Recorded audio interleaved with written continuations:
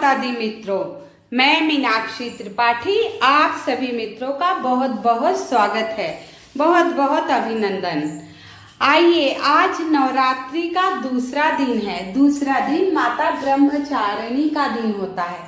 कहते हैं जो कार्य पूर्ण नहीं हो रहा है, सफल नहीं हो रहा है कई वर्षों से या कई साल से, कई महीनों से आप वो कार्य कर रहे हैं और आपको सफलता नहीं मिल रही है, तो ये 9 दिन नवरात्रि के बहुत ही शुभ, बहुत ही प्यारा सा दिन चल रहा है।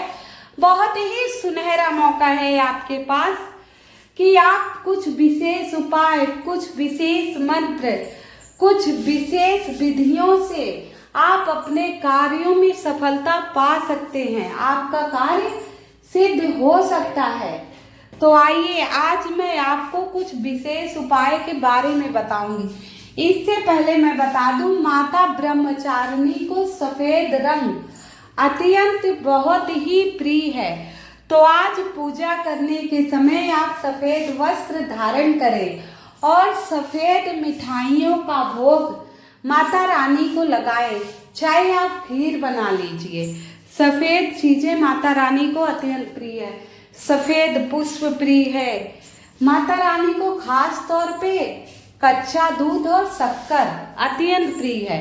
तो आज आप कच्चे दूध और शक्कर का भी भोग लगा सकते हैं। इससे माता ब्रह्मचारी अत्यंत प्रसन्न हो जाएंगी। माता ब्रह्मचारिणी भगवान शिव को प्रसन्न करने के लिए कई वर्षों तक इन्होंने तपस्या की, कई वर्षों तक तपस्या की और भोजन नहीं किया। इन्होंने सिर्फ बेल पत्र के ही पत्तों का सेवन किया था। इतने सालों की तपस्या में इन्होंने सिर्फ बेल पत्र का ही सेवन किया था। तो आज मैं आपको इसी से संबंधित 3 उपाय के बारे में बताऊंगी। मात्र आपको 3 उपाय करने हैं। उन तीनों उपाय को ध्यान से आप सुनिएगा। पहला उपाय, मैं आपको दीपक किस दिशा में प्रज्वलित करना चाहिए। दीपक हमें नवरात्रि में किस दिशा में प्रज्वलित करना चाहिए, इससे क्या फल होगा ये बताएंगे।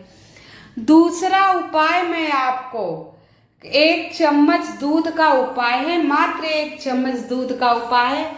तीसरा चावल और बेलपत्र का उपाय है।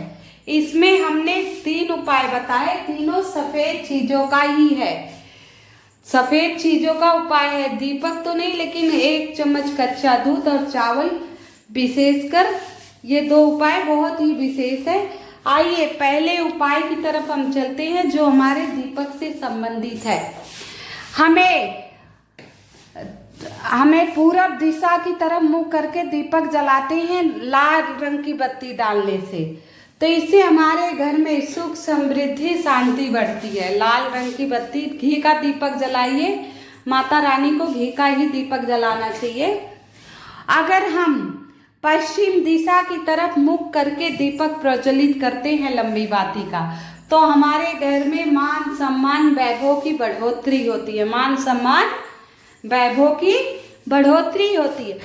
अगर हम उत्तर दिशा की तरफ मुख करके दीपक जलाते हैं, इससे आयु में वृद्धि होती है, बीमारी दूर होती है। जो व्यक्ति बीमार हो उसका नाम लेकर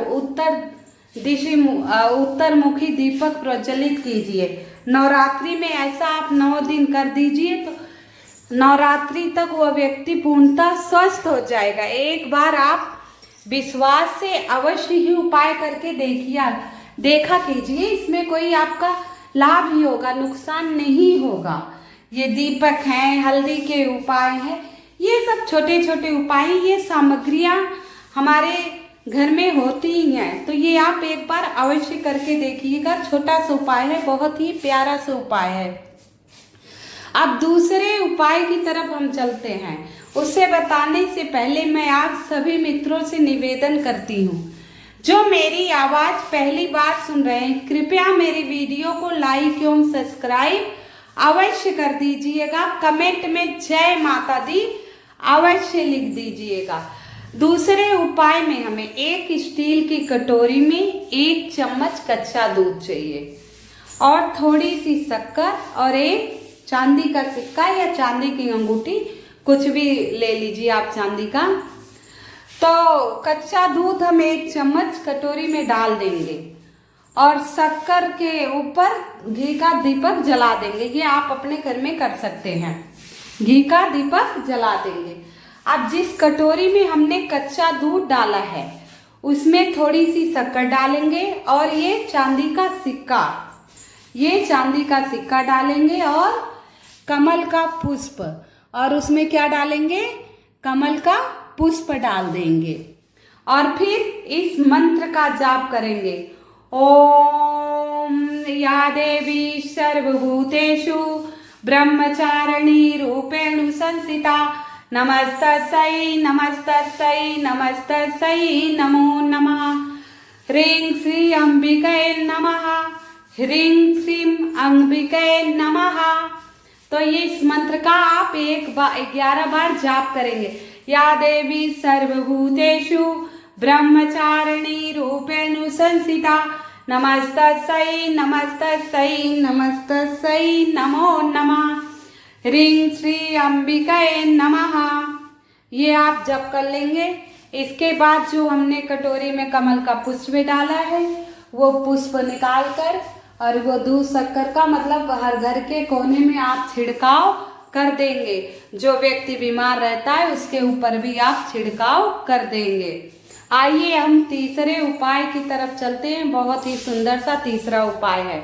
हमें स्टील का लोटा लेना है, 1 लोटा जल भर लीजिए और 1 बेलपत्र चाहिए जो कटा पिटा नहीं होना चाहिए, और थोड़ा सा शहद चाहिए, और चावल 11 चावल ले लीजिए जो टूटे फूटे नहीं हो। शिव मंदिर चले जाइए।